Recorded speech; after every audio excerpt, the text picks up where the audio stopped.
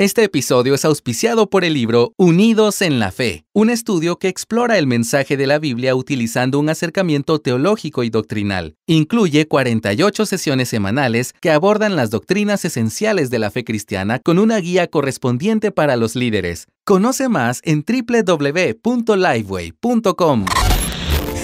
Textos Fuera de Contexto es un podcast donde hablaremos sobre los temas difíciles de la Biblia, el ministerio y la vida cristiana que con frecuencia requieren de una mayor profundidad. En esta segunda temporada, Pepe Mendoza y Josué Barrios conversarán con pastores, teólogos y líderes hispanos para abordar esos asuntos complejos y confusos desde una perspectiva bíblica y centrada en el Evangelio. ¡Bienvenidos!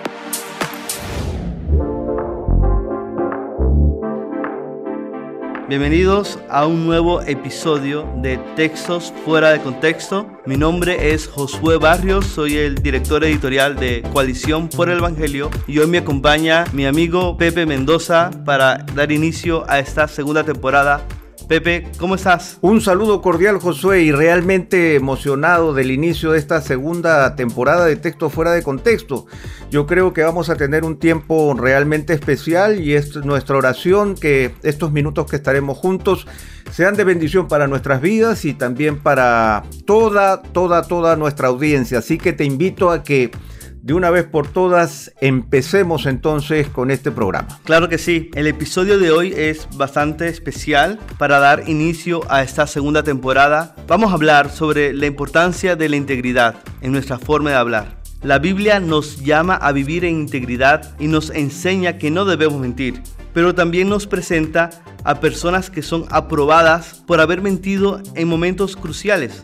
Así que debemos preguntarnos, ¿cómo entender esto que vemos en la Biblia y cómo se aplica a la vida cristiana hoy? Yo creo que es un tema y es una encrucijada que muchos cristianos enfrentamos continuamente y de eso hablaremos hoy con nuestro invitado especial. Y hoy contamos con el pastor Miguel Núñez, a quien le damos un cordial saludo en este día de inauguración de nuestra segunda temporada. ¿Cómo está, pastor Miguel? Muy bien, gracias Pepe, gracias Josué por la oportunidad de compartir con ustedes este espacio y oyendo a Josué describir las cosas que vamos a conversar. Creo que es un tema importante para cualquier época, pero especialmente en esta época de relativismo en la que nosotros estamos viviendo. Pastor Miguel, muchas gracias por estar acá. Muchos lo conocen como uno de los predicadores referentes de Latinoamérica y también como el autor de varios libros. Pero hoy queremos aprovechar para conversar antes de entrar de lleno a nuestro tema de hoy y quisiéramos poder conocerlo un poquito más y preguntarle, usted que ama los libros y que escribe muchos libros, ¿cuáles 3 libros, aparte de la Biblia, te llevarías a una isla desierta? Esa es la pregunta para romper el hielo en este episodio. Bueno, tú sabes que la pregunta es como, da para pensar mucho por lo siguiente. 3 libros en una isla desierta donde no voy a tener nada más. Entonces quizás es más fácil, ahí quizás llegamos a los libros, pensar qué temas yo quisiera reflexionar en una isla desierta y luego podemos ir a los libros a partir de ahí. Por un lado, yo creo que quisiera tener algo que me revise los salmos, no simplemente la Biblia, pero algo que quizás me ayude a rumiar toda la gama de experiencias emocionales de los salmistas. Y pienso quizás en algo tan extenso como El Tesoro de David de Spurgeon, por ejemplo.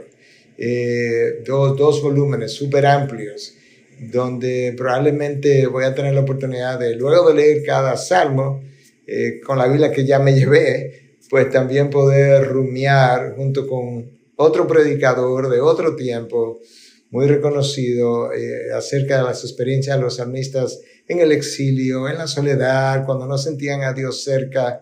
Yo creo que eso puede ser El Tesoro de David de Spurgeon puede ser una buena experiencia. Lo próximo, hay un grupo de devocionales que se llama Classic Devotionals. Lamentablemente no creo que esté en español, pero son devocionales de años atrás, cientos de años atrás, compuesto por algunos místicos, otros personajes conocidos, pero que nos ayudan a reflexionar igual sobre el tiempo de soledad, cómo sacarle provecho a eso, cómo meditar durante esos tiempos acerca de Dios. Y estos fueron gente que tuvieron sus propias experiencias de dificultades. Yo creo que eso pudiera ser un buen recurso.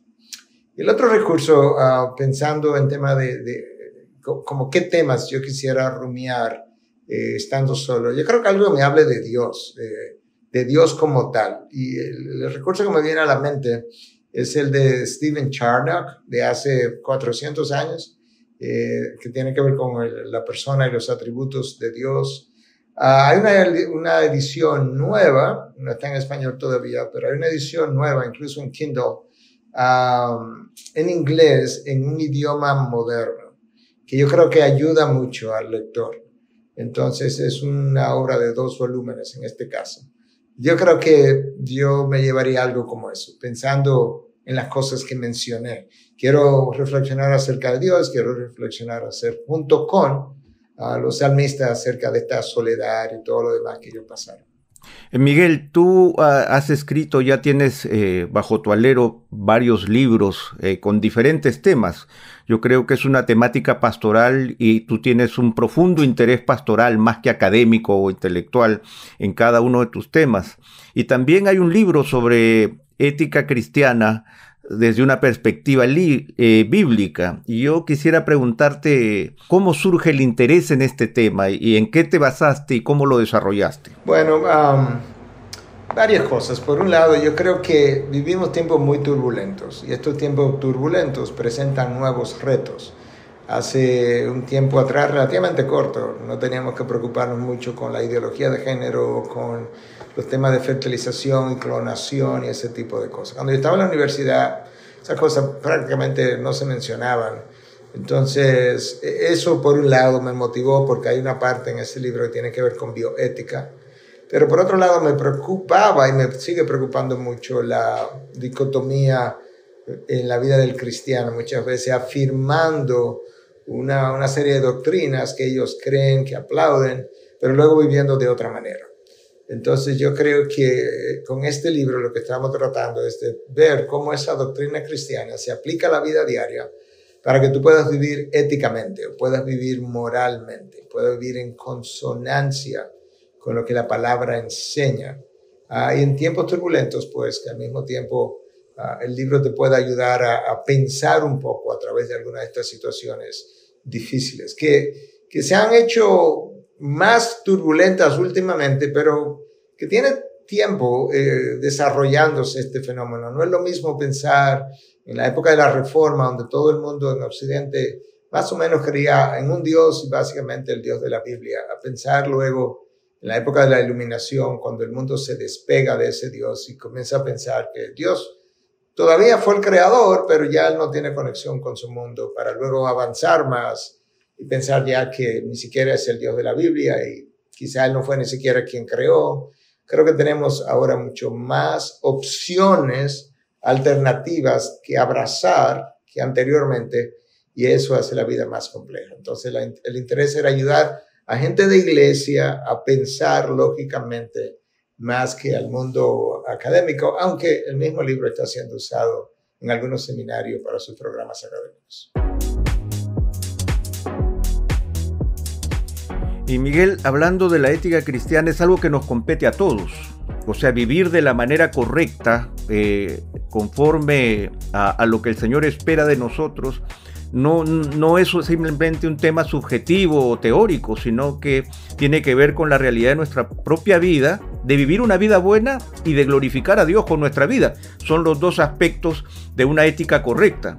Es el hecho de que la ética me ayuda a vivir la vida de manera correcta, de tal manera que yo sea bienaventurado, por decirlo de alguna forma, y también que Dios sea glorificado a través de la vida que yo llevo. Sin embargo, en la Biblia encontramos algunos textos que parecen justificar la mentira de alguna manera, y de eso específicamente queremos hablar contigo porque la ética es muy, muy grande y abundante. Pero básicamente de esto en este punto, porque todos nos enfrentamos en algún momento a cómo decimos las cosas. Y por eso creo que estos textos requieren ser entendidos en su contexto, que es el tema de nuestro podcast. Tenemos uno clave en Éxodo capítulo 1, que yo creo que es el más reconocido y el más usado, donde las parteras de las hebreas mintieron para salvar a los niños israelitas que nacían. Y luego Dios las bendice por eso. El texto dice así, Éxodo capítulo 1, verso del 15 al 21. Entonces el rey de Egipto habló a las parteras de las hebreas, una de las cuales se llamaba Cifra y la otra Púa, y les dijo: cuando estén asistiendo a las hebreas a dar a luz y las vean sobre el lecho del parto, si es un hijo, le darán muerte, pero si es una hija, entonces vivirá. Pero las parteras temían a Dios y no hicieron como el rey de Egipto les había mandado, sino que dejaron con vida a los niños. El rey de Egipto hizo llamar a las parteras y les dijo: ¿por qué han hecho esto y han dejado con vida a los niños? Las parteras respondieron a Faraón: porque las mujeres hebreas no son como las egipcias, pues son robustas y dan a luz antes que la partera llegue a ellas. Aquí viene la respuesta. Dios favoreció a las parteras y el pueblo se multiplicó y llegó a ser muy poderoso, y por haber las parteras temido a Dios, Él prosperó su familia. Entonces la pregunta clave es, ¿esto nos enseña que hay veces en que mentir no es pecado? ¿O puede la mentira ser justificada por el resultado o por la ocasión o por el involucramiento? ¿Cuál sería tu respuesta a este texto, que yo creo que es un texto contundente con respecto a este tema?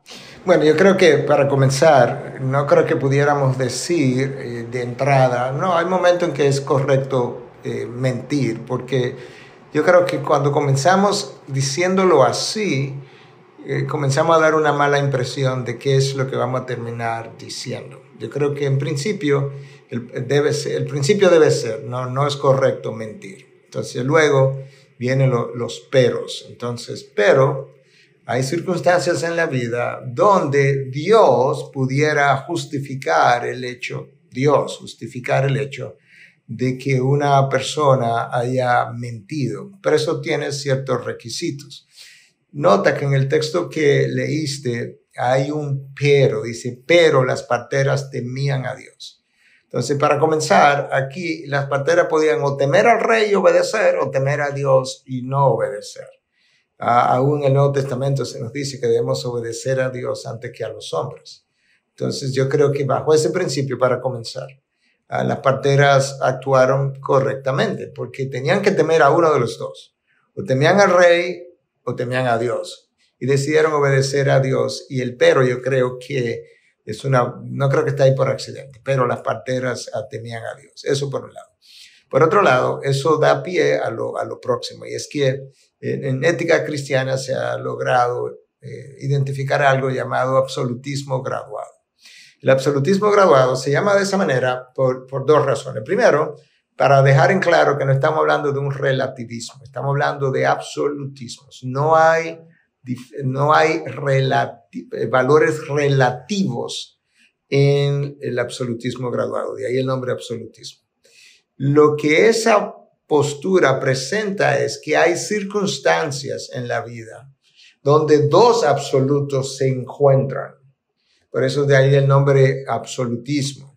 Y el graduado es que tengo que ahora como establecer un orden de prioridad entre esos dos absolutos, porque no importa cuál decisión yo tome, yo voy a violar uno de ellos. Por ejemplo, o mato a los niños y violo el mandamiento de no matarás, o miento y violo el mandamiento de no mentirás.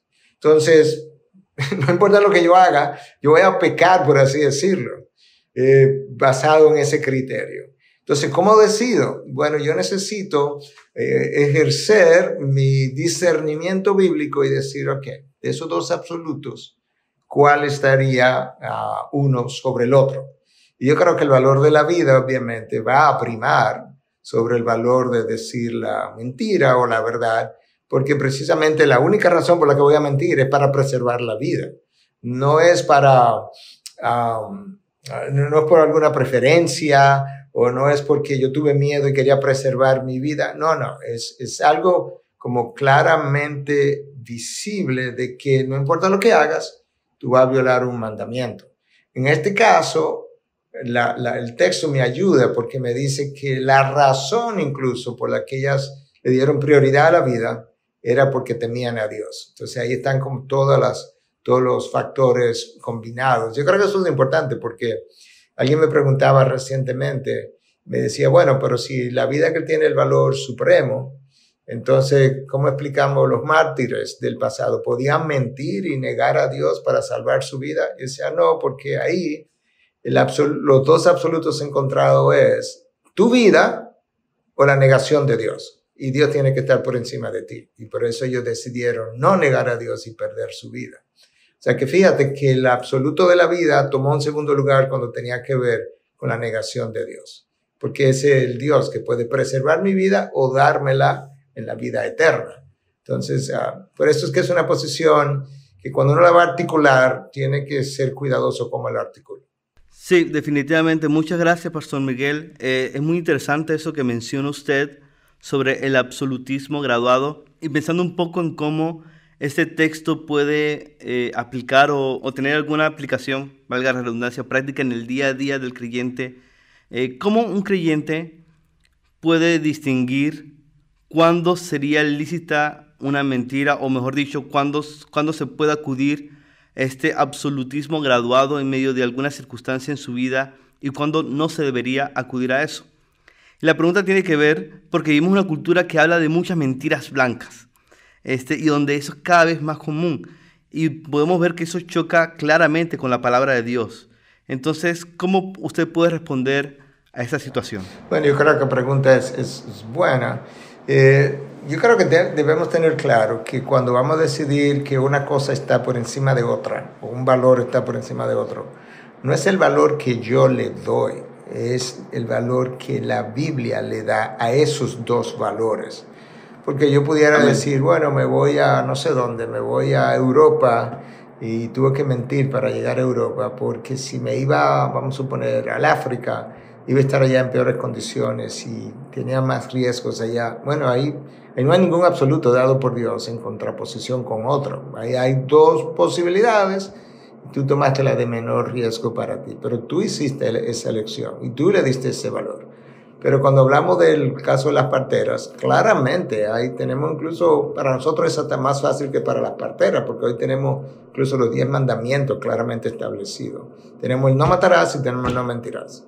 Entonces, en ese caso, no importa cuál de los dos yo decida, yo voy a pecar contra un mandamiento, voy a violar un mandamiento. Y ahí es donde yo tengo que entonces ejercer el discernimiento bíblico y decir, bueno, yo creo que este absoluto, pero tiene que ser un absoluto establecido por Dios, debe estar por encima de este absoluto, porque también Dios los establece. Yo creo que en el caso que mencioné hace un momento, de si niego a Dios y salvo mi vida versus no niego a Dios y me matan, bueno, yo creo que nosotros tenemos claramente en la palabra establecido que el primer mandamiento es que ame a Dios con toda tu alma, toda tu mente, toda tu fuerza, y que Dios tú lo amas por encima de todas las cosas. Eso me incluye a mí. Por consiguiente, no debo negarlo para salvar mi vida, porque el mandamiento supremo es que Él está por encima de todas las cosas. Yo amo mi vida y la trato de preservar, sí, pero el mandamiento es que ame a Dios por encima de todo, y eso incluye mi propia vida. Entonces eso explica la muerte de los mártires a favor de la causa de Cristo. Entonces yo creo que eso debe quedar claro, porque mucha gente lee esto y comienza a relativizar inmediatamente. Entonces le miento a mi mamá porque si le digo eso a mi mamá le va a doler mucho. Y dado el absolutismo graduado, no estamos hablando de eso.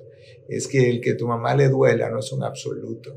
Es una pena que le duela, pero no es un absoluto. Dios puede usar el dolor de tu mamá para trabajar en ella y así sucesivamente. O sea que yo creo que ahí es donde está la clave. Absolutos encontrados. Gracias por esa respuesta, Pastor. Empezando un poco en esto y en esta popularidad en nuestra cultura de las mentiras blancas. Y las personas que están escuchando este podcast no pueden ver que cuando digo mentiras blancas hago comillas con las manos, porque mentiras blancas es un eufemismo, porque la mentira es mentira. Y pensando en todo esto y lo que usted ha mencionado sobre los absolutos que Dios nos da en su palabra, ¿cómo podemos los creyentes cultivar una mayor integridad en nuestras vidas para que cuando sea la hora donde tengamos la tentación de dar una mentira blanca, entre comillas, podamos mantenernos firmes en la verdad? ¿Cómo podemos cultivar esa integridad? Mira, yo he estado diciendo por un tiempo ahora, pero lo he estado enfatizando mucho más en el último año o dos, que la fe cristiana no es tan compleja. Nosotros la volvemos compleja. Y yo comencé a decir eso antes de tener todos los puntos que hoy tengo claros, aunque me falten otros por clarificar, pero yo comencé pensando, la fe cristiana no puede ser tan compleja que hay que ser muy inteligente para entenderla, porque eso es como un Dios elitista. La fe cristiana no puede ser tan compleja como que personas del campo, en los Galileos del tiempo de Cristo, como que no puedan entender bien la palabra de Dios y su revelación y vivir una vida piadosa. Porque entonces para vivir una vida piadosa hay que ir a un seminario o hay que nacer con IQ de 150. Pero ahí fue donde yo comencé. Y dije, no, esto tiene que ser como más simple. Entonces, pensando ahora en tu pregunta, para ver dónde está la simpleza, porque de verdad que me ayuda mucho a mí mismo, como a ver cómo que voy a vivir. Entonces, esta es la simpleza. ¿Yo quiero lucir mejor o yo quiero ser y estar mejor delante de Dios? Eso comienza a resolverme la vida, porque si lo que yo quiero es lucir mejor, pues voy a mentir. Sí, pero voy a estar pecando. Si lo que yo quiero es estar mejor y ser mejor delante de Dios, pues entonces ahora ¿qué yo debo hacer? Yo debo ponerme de acuerdo con la revelación de Dios. Y esa revelación me va a mandar, número uno, a vivir en la verdad, a amar la verdad, a caminar en la verdad, a permanecer en la verdad. Entonces ahora yo adopto la verdad como un principio supremo, incluso supremo, en mi vida. Un principio inalterable. Y tengo que llegar incluso a valorar en Cristo, pero a valorar mi propia integridad. Si yo no valoro mi propia integridad, hay dos cosas que van a pasar. Número uno, yo voy a violar la integridad del prójimo. ¿Por qué? Porque yo tengo que amarlo a él como yo me amo a mí mismo, pero resulta que yo no amo mi integridad. Como no amo mi integridad, no voy a tener ninguna dificultad en violar la integridad del otro, ya sea calumniándolo, mintiendo, o en el caso de los pecados sexuales, o violentando sexualmente la integridad del otro, porque yo no respeto la mía tampoco, ni la amo. Para yo poder amar la integridad del otro y tratar de salvaguardarla, tengo que amar la mía. Yo creo que eso es un principio bueno y válido. Y número dos, que si yo no amo mi integridad, me va a ser muy fácil, aunque no tenga que ver con el otro, me va a ser muy fácil hacer cualquier cosa, mentir por cualquier razón, porque al final yo no amo mi integridad. Cuando hablo de mi integridad, no me refiero en términos de orgullo, por eso dije en Cristo, me estoy refiriendo, debo amar la obra de Cristo en mi vida, limpiándome de pecado, pagando por el pecado, para vivir en consonancia con el pecado que Él pagó o con el precio que Él pagó, de manera que entonces yo quiera honrar eso, honrar lo que Cristo hizo, guardando mi integridad. Es el principio de cuidar tu salvación con temor y temblor. ¿De qué estamos hablando? Estamos hablando de, no la voy a perder, como muchos han enseñado. No la vas a perder, pero vas a cuidar algo precioso, preciado. Y eso tiene que ver con tu vida de integridad, que luzca. Recuerda que 1 Pedro 2:9 me dice que nosotros somos nación santa, linaje escogido, nación santa, real sacerdocio. ¿Para qué? Para proclamar las virtudes de aquel que me llamó de las tinieblas a su luz. Entonces, me dice 1 Pedro 2:9 que yo soy algo. No es que tengo que llegarlo a ser, no, yo soy. Yo soy nación santa, real sacerdocio. Entonces, ahora Pedro me diría, pues ve y vive lo que tú eres. Y eso implicaría una vida de integridad.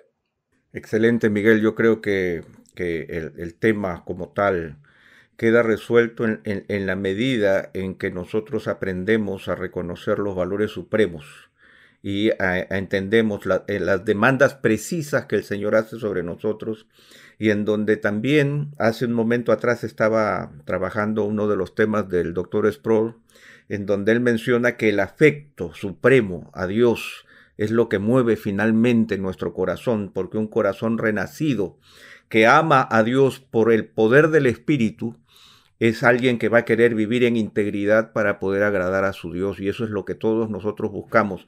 Y decía, y aunque no lo amamos perfectamente, el deseo de nuestro corazón es glorificarlo en la medida de todas nuestras posibilidades. Por eso habla de con toda mi mente, con todas mis fuerzas, ¿no? Ese es mi deseo. Pero ahora, Miguel, para terminar ya, porque el tiempo se nos ha ido y yo creo que ya tenemos una respuesta contundente al respecto. Josué habló de las mentiras blancas, vimos también la opción de esta mentira confrontacional, ¿no es cierto?, del tema de las parteras, pero hay un tema cultural que hemos hablado tú y yo en varias oportunidades y que tiene que ver con no la mentira propiamente tal, sino con la exageración cultural. Muchas veces exageramos y en nuestra exageración tendemos a mentir, o el hecho de no cumplir nuestras promesas, y no lo vemos como una mentira propiamente tal. Pero yo recuerdo que el Señor nos dice, hablando de no hagas juramentos falsos y no jures por tu cabeza, ni por el templo, ni por nada. El Señor dice, antes bien sea el hablar de ustedes sí, sí o no, no, porque lo que es más de esto procede del mal. Pero culturalmente, Miguel, sabemos que exageramos nuestras promesas, que somos una sociedad y una cultura latinoamericana que no cumple sus promesas, como empleados, como cristianos, en nuestros horarios de reuniones, pero lo tomamos a la ligera. O sea, ¿cómo en medio de este mismo tema, eso también se convierte en una mentira? Que tú me prometas venir y luego no vengas y me das 1000 excusas. Entonces, ¿cuál es el consejo pastoral? Porque yo creo que podemos decir, yo no miento, pero sí exageras y sí incumples tus promesas en muchos sentidos. Entonces, ¿cómo respondemos a esto? Lo cual realmente se incumple tus promesas, mentiste, como sabemos, ¿verdad? Si dice que va a llegar a una hora y no llegas, o luego dice que llegaste a esa hora cuando en realidad no llegaste a esa hora, estás mintiendo. Entonces yo creo que la mayoría de la gente incurre en esas cosas. Primero, por cosas que hemos mencionado, ni valora su integridad ni valora el principio de la verdad.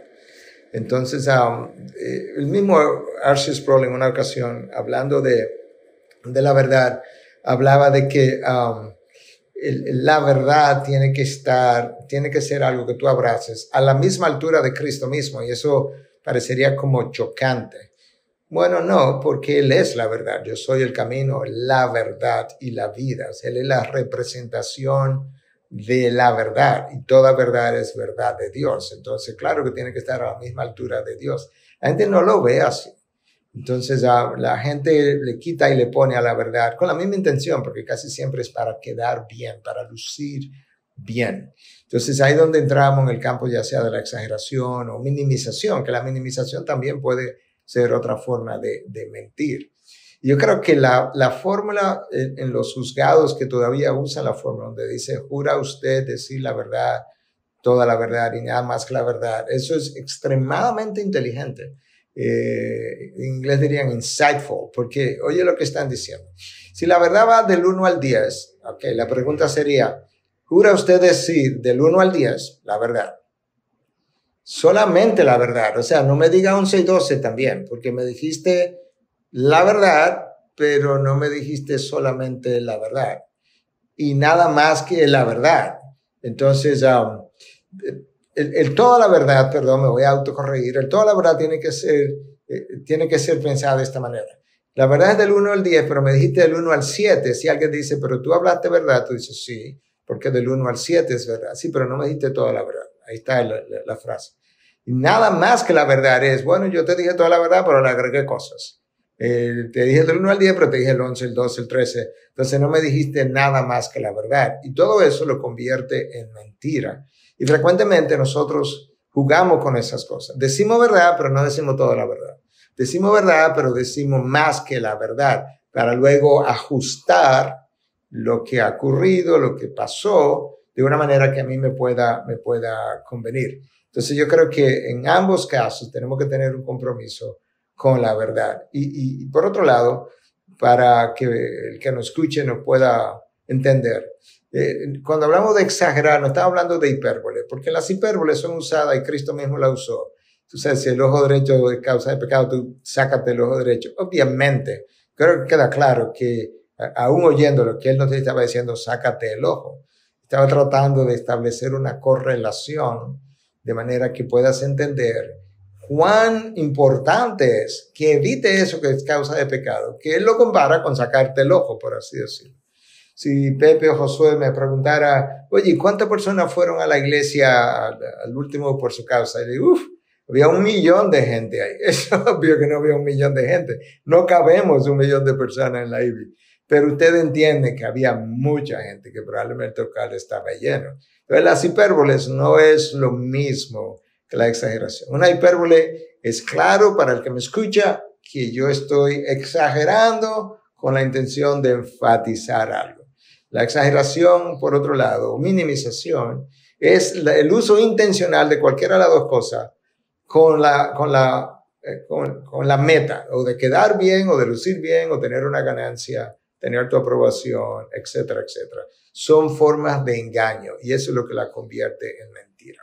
Sí, sin duda, muchas gracias, Pastor Miguel, por acompañarnos en este episodio. Hay bastante para reflexionar sobre esto, porque no solamente pienso en la pregunta última que hizo Pepe, sino también pienso en cómo, en la forma en que hablamos, y no solamente prometemos, sino también acusamos, podemos llegar a exagerar. Tú nunca me escribes, tú nunca dices esto.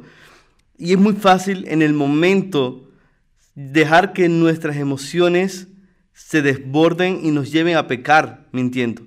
Y esto nos habla de la necesidad que tenemos de buscar una vida íntegra con Dios. Y realmente me voy muy bendecido de este episodio, muy edificado. Muchas gracias por estar aquí, Pastor Miguel.